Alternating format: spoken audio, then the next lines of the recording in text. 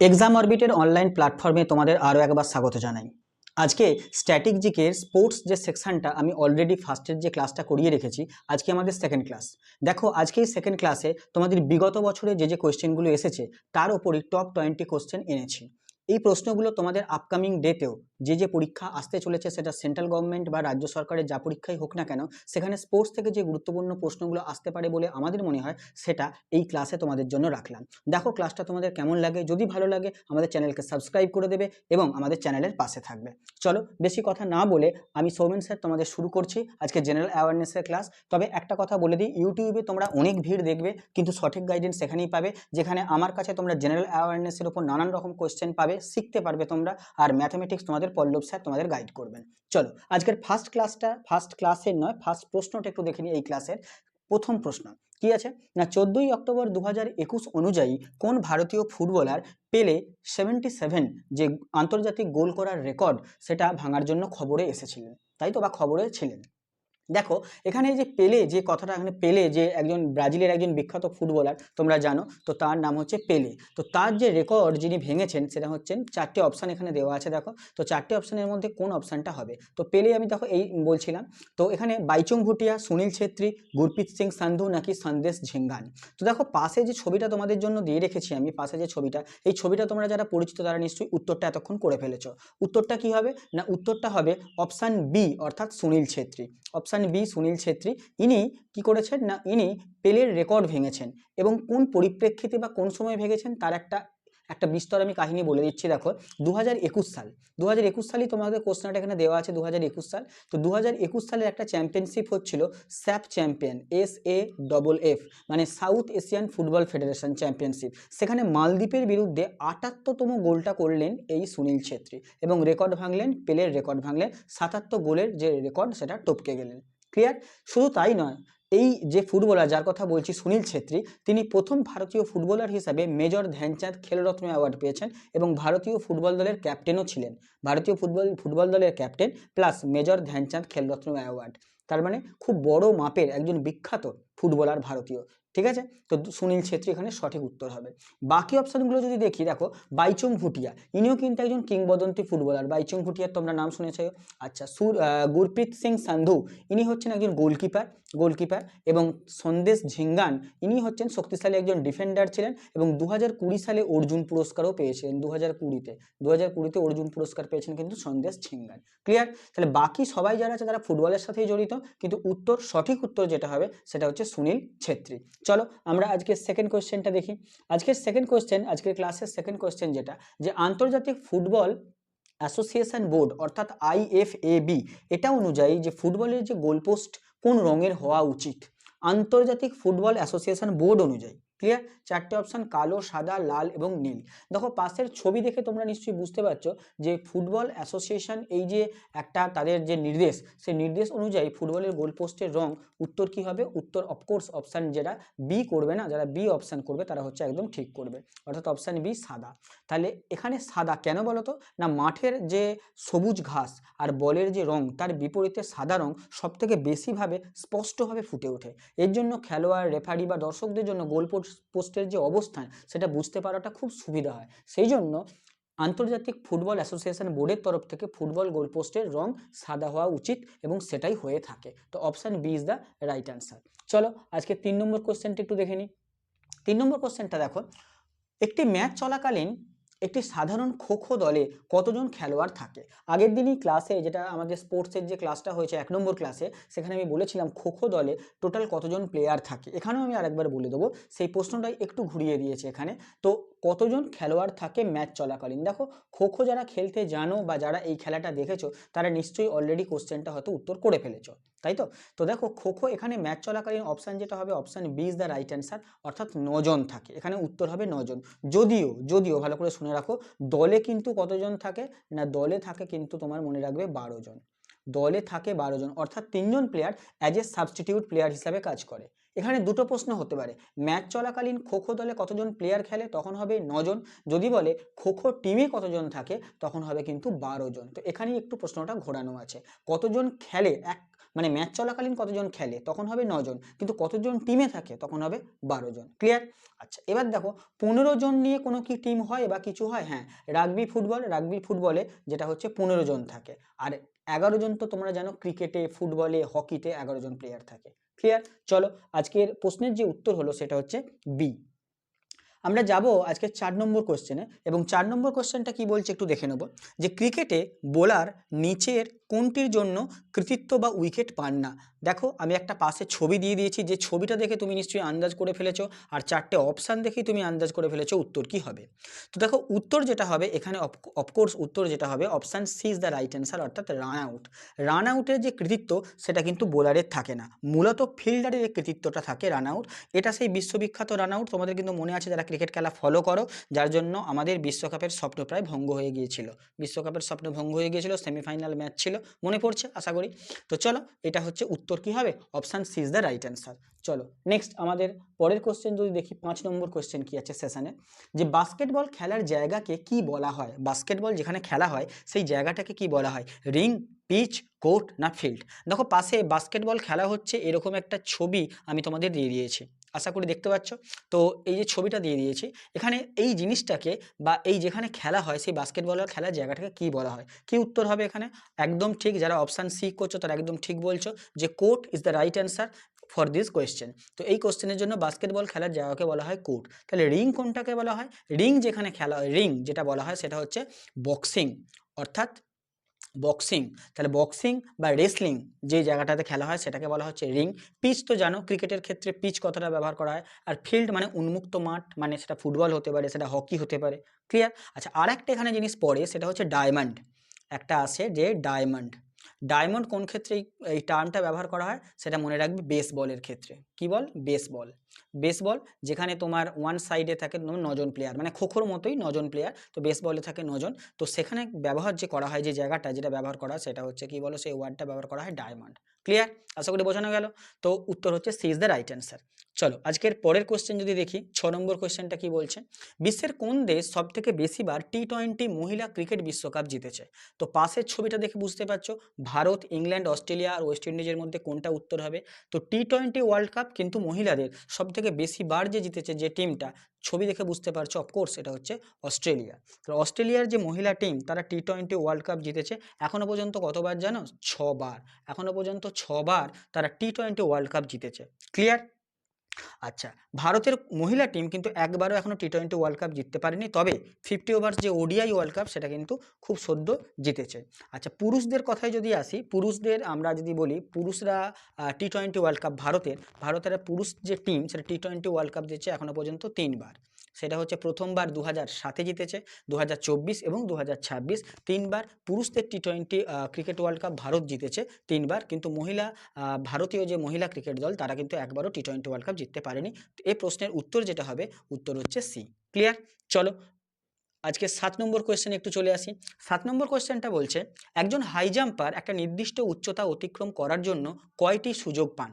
High jumper, দেখো একজন জাম্পারের ছবি আমি দিয়ে দিয়েছি, হাই জাম্প দিচ্ছে এরকম অবস্থায় একটি ছবি আমি দিয়ে দিয়েছি। তো তিনি একটা নির্দিষ্ট উচ্চতা অতিক্রম করার জন্য কটা সুযোগ পান। খুব সোজা প্রশ্ন, এবং উত্তর হচ্ছে অপশান এ, অর্থাৎ 3টে সুযোগ। একজন হাই জাম্পার 3টে সুযোগ পাবেন যদি কোনো প্রতিযোগী ফার্স্ট বার বা সেকেন্ড বার অ্যাটেম্পটেই ওই উচ্চতাটা সফলভাবে অতিক্রম করে, তবে তিনি কিন্তু পরের রাউন্ডে চলে যান। 3বার টানা নির্দিষ্ট উচ্চতা যদি পার হওয়ার ক্ষেত্রে তিনি ব্যর্থ হন তাহলে কিন্তু তিনি ছিটকে যান, বিষয়টা ক্লিয়ার? তো 3বার তিনি সুযোগ পাবেন, যদি প্রথমবার বা দ্বিতীয়বারে তিনি কোয়ালিফাই করে ফেলেন তাহলে পরের রাউন্ডে চলে যাবেন, যদি 3টে সুযোগ তিনি মিস করেন তাহলে কিন্তু তিনি ছিটকে যাবেন। ক্লিয়ার? তাহলে উত্তর এখানে কি? উত্তর হচ্ছে অপশান এ, অর্থাৎ 7-এর যে প্রশ্নটা তার উত্তর হবে অপশান এ, 3টি সুযোগ পাবেন। দেখো পাশে আমি ছবি দিয়ে দিয়েছি। চলো আজকের 8 নম্বর কোয়েশ্চেনে চলে আসি। 8 নম্বর কোয়েশ্চেনটা কি বলছে দেখো, 8 নম্বর কোয়েশ্চেনটা যদি দেখি তাহলে দেখব যে 2023 সালের আইসিসি ক্রিকেট মানে পুরুষ ক্রিকেট বিশ্বকাপ ফাইনাল যে ম্যাচটা সেটা ভারতের কোন শহরে অনুষ্ঠিত হয়েছিল। 2023 সালে ক্রিকেট বিশ্বকাপ, যেটা পুরুষদের ক্রিকেট বিশ্বকাপ, সেটা ফাইনাল ম্যাচটা কোথায় অনুষ্ঠিত হয়েছিল। স্টেডিয়ামের ছবি দেখে তোমার মনে পড়ে যাবে, একদম যারা খেলাধুলা ফলো করো জানো যে স্টেডিয়ামের যে ছবিটা আমি তোমাদের জন্য দিয়েছি, যে ছবিটা দেখে তোমার কিন্তু মনে পড়ে যাবে যে এটা কোথাকার স্টেডিয়াম বা কি স্টেডিয়াম। তো স্টেডিয়ামটার নাম হচ্ছে নরেন্দ্র মোদী স্টেডিয়াম। নাম শুনেছ? নরেন্দ্র মোদী স্টেডিয়াম। তো নরেন্দ্র মোদী স্টেডিয়াম যদি হয়ে থাকে এটা, তাহলে উত্তর কি হবে এখানে? Option B is the right answer, অর্থাৎ আহমেদাবাদ। গুজরাটের আহমেদাবাদে বিশ্বকাপ যে ম্যাচে ফাইনাল ম্যাচটা হয়েছিল, যে ফাইনাল ম্যাচে ভারত কিন্তু অস্ট্রেলিয়ার কাছে পরাজিত হয় 6 উইকেটে, এবং অস্ট্রেলিয়া বিশ্ব চ্যাম্পিয়ন হয়ে যায় 2023-এর ওয়ার্ল্ড কাপ, মানে 50 ওভার্স যে ওয়ার্ল্ড কাপ সেখানে। আচ্ছা, নরেন্দ্র মোদী স্টেডিয়াম সম্পর্কে আরেকটা ইনফরমেশন দিই। বিশ্বের সবথেকে বৃহত্তম স্টেডিয়াম, যেখানে 1,32,000 দর্শক একবারে বসতে পারে এবং বসে খেলা দেখতে পারে। 1,32,000, ক্যান ইউ ইমাজিন? তো তো 1,32,000, ওই জন্য বিশ্বের বৃহত্তম স্টেডিয়াম আহমেদাবাদের নরেন্দ্র মোদী স্টেডিয়াম। এখানেই ফাইনাল হয়েছিল, এবং ফাইনালের সেরা খেলোয়াড় নিশ্চয়ই তোমাদের মনে আছে, যে ভারতীয়দের স্বপ্ন পুরোপুরি মানে চূর্ণ বিচূর্ণ করে দিয়েছিল, তার নাম হচ্ছে ট্রেভিস হেড, অস্ট্রেলিয়ার প্লেয়ার ট্রেভিস হেড। তো তার জন্যই অ্যাকচুয়ালি খেলাটার মোড় ঘুরে গিয়েছিল। আচ্ছা দেখো বাকি অপশানগুলো দেখি। নয়াদিল্লিতে আছে তোমার অরুণ জেটলি স্টেডিয়াম, নয়াদিল্লিতে অরুণ জেটলি স্টেডিয়াম। চেন্নাই আছে চিপক স্টেডিয়াম, মুম্বাই আছে ওয়াংখেড়ে স্টেডিয়াম। ক্লিয়ার? চলো, option B is the right answer. তারপরে আমরা নয়ের কোশ্চেনটায় চলে আসি। নয়ের কোশ্চেনটা যদি দেখি, যে নিচের কোন খেলায় গ্লাভস ব্যবহার করা হয় না? গ্লাভস ব্যবহার করা হয় না। দেখো, গ্লাভস ব্যবহার করা হয় যে যে খেলায়, অপশানগুলো যদি তাকাই আমরা অপশানের দিকে, তাহলে দেখব হকিতে যিনি গোলরক্ষক হিসাবে কাজ করেন, তো সেক্ষেত্রে তার কাছে থাকে গ্লাভস। আচ্ছা, ফুটবলের গোলরক্ষক, তার কাছেও থাকে।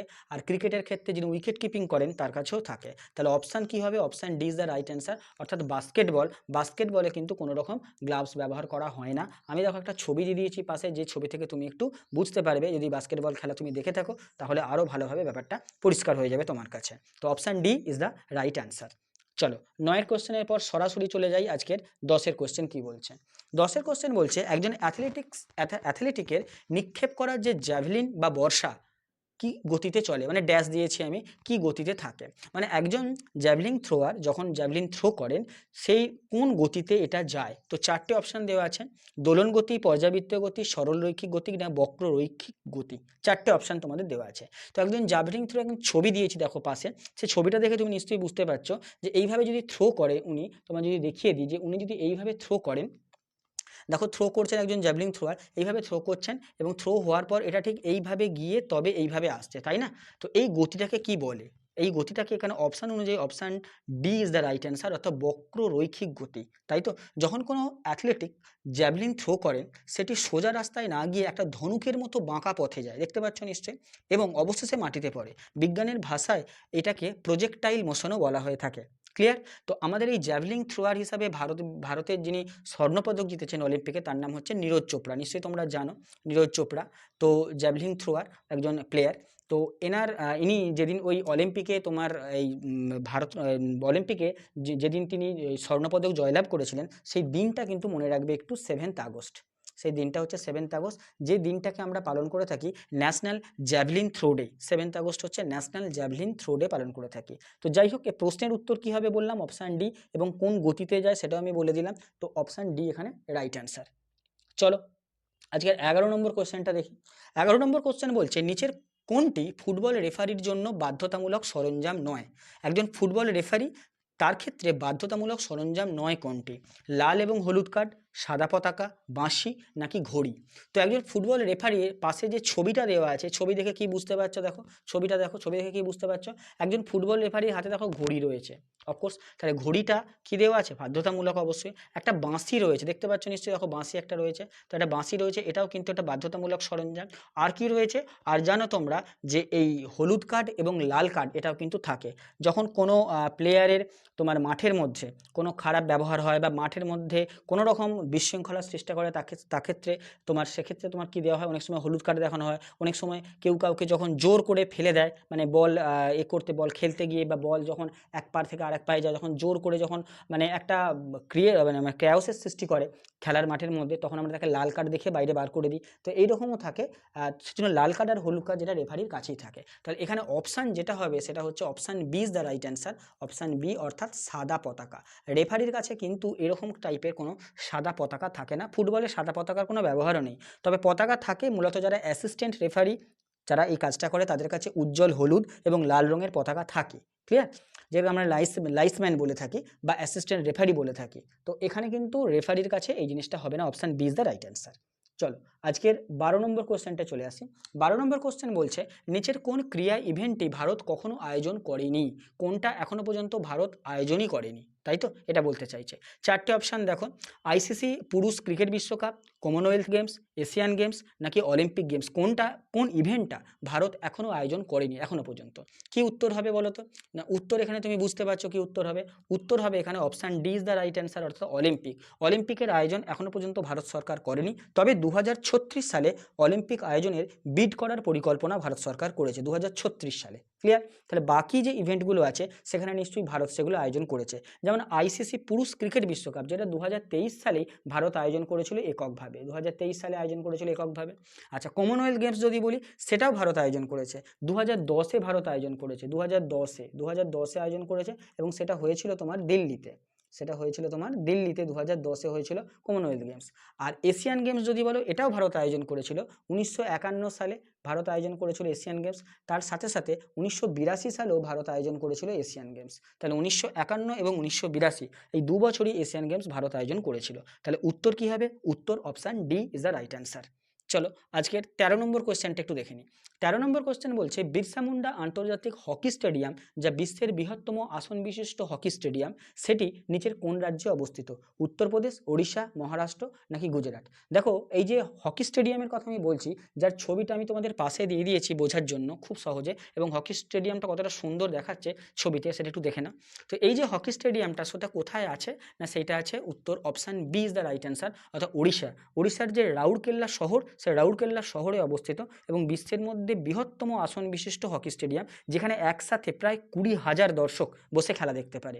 একসাথে 20,000 দর্শক বসে খেলা দেখতে পারে এই স্টেডিয়ামে। 2023 সালে হকি বিশ্বকাপও কিন্তু উড়িষ্যা রাজ্যেই হয়েছিল। উড়িষ্যা রাজ্যে 2023 সালে হকি বিশ্বকাপ হয়েছিল, এবং উড়িষ্যাকে আজকের দিনে স্পোর্টস ক্যাপিটালও বলা হয়। উড়িষ্যাকে আমরা স্পোর্টস ক্যাপিটালও বলে থাকি, আজকের দিনে বলা হয়ে থাকে উড়িষ্যাকে। ক্লিয়ার? স্পোর্টস ক্যাপিটাল হচ্ছে উড়িষ্যা। ক্লিয়ার? আশা করি বোঝা গেল। তাহলে বিরসা মুন্ডা আন্তর্জাতিক হকি স্টেডিয়াম, যেখানে বললাম বিশ্বের বৃহত্তম আসন বিশিষ্ট 20,000 দর্শক একসঙ্গে বসে দেখতে পারে খেলা, যেটা রাউরকেল্লা শহরে আছে। আচ্ছা, বাকি যদি আমি বলি, বাকি অন্যান্যগুলোতে বলি, সেখানে উল্লেখযোগ্য সেভাবে হকি স্টেডিয়াম না থাকলেও বিভিন্ন ক্রিকেট স্টেডিয়াম রয়েছে বাকি অপশানগুলোতে। চলো আজকের পরের কোশ্চেন যদি আমি চলে আসি, তো পরের কোশ্চেন হচ্ছে 14 নম্বর কোশ্চেন। 14 নম্বর কোশ্চেন হচ্ছে, দাবা খেলায় সাদা সৈন্যের সংখ্যা কত? তাহলে দাবা খেলাতে তোমরা জানো কিং থাকে, তারপর আমরা যেটাকে বলি হাতি থাকে, হাতি বাংলায় যাকে হাতি বলি, বা যেটাকে আমরা ইংরেজিতে বিশপ বলি। এরকম সৈন্য সংখ্যা, সাদা সৈন্য সংখ্যা কত? তো চারটে অপশান তোমাদের কাছে, যে 10, 12, 8 নাকি 14। তো মনে রাখবে, দাবা খেলায় সাদা যে সৈন্যর সংখ্যা, সেইটা হচ্ছে তোমার 8টি। 8টি হচ্ছে option C is the right answer, option C. তোমরা জানো এখানে দাবা খেলায় তোমার 64টা ঘর থাকে, 8টা রো এবং 8টা কলম। 8টা রো এবং 8টা কলমে 64টা টোটাল ঘর থাকে। এবং দাবা খেলার ভারতের যে প্রথম জিএম অর্থাৎ গ্র্যান্ড মাস্টার, তিনি কে হয়েছিলেন? তিনি হয়েছিলেন বিশ্বনাথন আনন্দ। যেটা হয়েছিলেন কবে? না 1988 সালে। 1988 সালে বিশ্বনাথন আনন্দ স্যার প্রথম ভারতীয় হিসাবে গ্র্যান্ড মাস্টার পেয়েছিলেন 1988-এ। ক্লিয়ার? আর একটা জিনিস এখানে ইনফরমেশন মনে রাখবে, যে দাবার যে আদি রূপ, তার নাম হচ্ছে চতুরঙ্গ বলা হয়। দাবার আদি রূপের নাম বলা হয় চতুরঙ্গ। সেটা নাকি ভারতেই উৎপত্তি, এবং ভারতে স্পেসিফিক্যালি বললে প্রাচীন ভারতের গুপ্ত যুগে সেটা উদ্ভাবিত হয়েছিল। মানে দাবা খেলার যদি তুমি বলি যে সূচনাকাল বা দাবা খেলার অরিজিনাল স্থান কোথা, সেটা ভারত, যদিও সেটা চতুরঙ্গ নামে পরিচিত ছিল, এবং এটা অ্যাকচুয়ালি নাকি গুপ্ত যুগ, ইতিহাসে যে গুপ্ত যুগ, সেখানে নাকি উদ্ভাবিত হয়েছিল। ক্লিয়ার? তাহলে option C is the right answer. চলো 15 নম্বর কোয়েশ্চেনে চলে আসি। আজকের 15 নম্বর কোয়েশ্চেনটা কি বলছে একটু দেখে নিই, যে কোন ধরনের শুটিং খেলায় ক্রীড়াবিদরা 10 মিটার, 25 মিটার, 50 মিটার দূরত্ব থেকে লক্ষ্যবস্তুতে গুলি ছোঁড়ে? তো দেখো, পাশে আমি যে ছবি দিয়েছি, ছবি দেখে অনুমান করতে পারছো কি হবে? নিশ্চয়ই অনুমান করতে পারছো। তাহলে উত্তর এখানে কি হবে বলো তো? রাইট অ্যান্সার হবে অপশান বি, অর্থাৎ রাইফেল শুটিং। তো রাইফেল শুটিংয়ে তোমরা এরকম বিভিন্ন ক্যাটাগরি দেখো, 10 মিটার, 25 মিটার, 50 মিটার, এবং রাইফেল শুটিংয়ের সঙ্গে জড়িত বেশ কিছু ব্যক্তির নাম তোমরা জানো, নিশ্চয়ই জানো। আমি যদি নাম বলি, মানু ভাকরের নাম তোমরা শুনে থাকবো। মানু ভাকর, তিনি রাইফেল শুটিংয়ের সঙ্গে যুক্ত। আবার যদি বলি অভিনব বিন্দ্রা, যার নাম শুনে থাকবে। অভিনব বিন্দ্রা স্যার, যিনি 2008 সালে এককভাবে ভারতে প্রথম অলিম্পিকে সোনা এনেছিলেন বা সোনা জয় করেছিলেন, তাই তো? তাহলে এই নামগুলো শোনা থাকবে, বা রাজ্যবর্ধন সিং রাঠৌর, এই নামগুলো শুনে থাকবে যারা কিন্তু রাইফেল শুটিংয়ের সঙ্গে যুক্ত। ক্লিয়ার? আচ্ছা, স্কেট শুটিংটা বলি। স্কেট শুটিংটা কি হচ্ছে, এখানে স্থির বস্তুর পরিবর্তে বাতাসে উড়ন্ত মাটির কোনো লক্ষ্যবস্তুকে তোমার গুলি করতে হয়, মানে বাতাসে উড়ন্ত মাটির লক্ষ্যবস্তুকে গুলি করতে হয়, যেটা রাইফেল শুটিংয়ের ক্ষেত্রে কিন্তু 10 মিটার, 25 মিটার, 50 মিটার দূরে কোনো টার্গেট ফিক্সড করা থাকে না, সেইটাকে শ্যুট করতে হয়। ক্লিয়ার? তো option B is the right answer. চলো আজকে 16 নম্বর কোয়েশ্চেন কি বলছে একটু দেখে নিই। 16 নম্বর কোয়েশ্চেন বলছে, নিচের কোনটি ভারতে ভারতীয় ক্রিকেট কন্ট্রোল বোর্ড অর্থাৎ বিসিসিআই দ্বারা আয়োজিত ঘরোয়া ক্রিকেট টুর্নামেন্ট নয়? তাহলে বিসিসিআই পরিচালন করে না বা পরিচালিত করে না এরকম কোন টুর্নামেন্ট এখানে বলতে চাইছে। তো এখানে নয় বলেছে। তো এখানে দেখো ভিজি trophy, super force, Ranji trophy নাকি জেড আর ইরানি কাপ, তাই তো? তো এখানে উত্তর কি হবে বলো তো? না, উত্তর যেটা হবে option B is the right answer. Option B is the right answer হবে সুপার ফোর্স। সুপার ফোর বিষয়টা কি বলো তো? মূলত তোমরা দেখবে যে এশিয়া কাপ যখন ক্রিকেট খেলা হয় সেখানে দ্বিতীয় রাউন্ডের সময় আমরা ওনাটাকে বলি সুপার ফোর, এটাকে বলি। তো সেটা কিন্তু অ্যাকচুয়ালি বিসিসিআই দ্বারা পরিচালিত হচ্ছে না। বাকি যদি আমরা বলি ভিজি ট্রফি, এটা কিন্তু বিসিসিআই দ্বারাই পরিচালিত, ভারতের যে ইন্টার ইউনিভার্সিটি সেই পর্যায়ের একটা ক্রিকেট টুর্নামেন্ট। তার মানে ভারতের যে ইন্টার ইউনিভার্সিটি ভিজি কাপ ট্রফি যেটা, সেটা হচ্ছে ইন্টার ইউনিভার্সিটি, ওকে? তাহলে ইন্টার ইউনিভার্সিটি, ওকে? তো ইন্টার ইউনিভার্সিটির যে তোমার পর্যায়ে যে ক্রিকেট টুর্নামেন্ট সেটা হচ্ছে ভিজি ট্রফি, যেটা বিসিসিআই পরিচালনা করে। রঞ্জি ট্রফি তো অবভিয়াসলি ঘরোয়া ক্রিকেট, টেস্ট ক্রিকেট, সেটা বিসিসিআই দ্বারা পরিচালিত হয়। আর ইরানি যেটা কাপ সেটাও কিন্তু একটা ঘরোয়া ক্রিকেট, যেটা অফকোর্স বিসিসিআই দ্বারা পরিচালিত হয়। Option B is the right answer. চলো 17 নম্বর কোয়েশ্চেনে চলে আসি। 17 নম্বর কোয়েশ্চেনটা যদি দেখি আমরা, যে খেলাধুলার প্রেক্ষাপটে WFI এর পূর্ণ ফর্ম কি? WFI, চারটে অপশান ভালো করে পড়ে না। Women's federation of India, winter games federation of India, wrestling federation of India নাকি women's sports federation of India. তো চারটে অপশানের মধ্যে কোনটা উত্তর হবে? দেখো পাশের ছবি দেখে তুমি নিশ্চয়ই উত্তর করে ফেলেছো। পাশের ছবিতে লেখাই আছে রেসলিং ফেডারেশন অফ ইন্ডিয়া। তাহলে এখানেও যে দেখো অপশান সি সম্ভবত দেওয়া আছে, যে রেসলিং ফেডারেশন অফ ইন্ডিয়া, তাই তো? তো option C wrestling federation of India. তো এই যে সংস্থাটা বলছে এর হেডকোয়ার্টার কোথায় কি জানো? এই হেডকোয়ার্টার জানাটাও তোমার জরুরি কিন্তু। এর হেডকোয়ার্টার কিন্তু মনে রাখবে যে নিউ দিল্লিতে এর headquarter, wrestling federation of India, যার হেডকোয়ার্টার কিন্তু নিউ দিল্লিতে। ক্লিয়ার?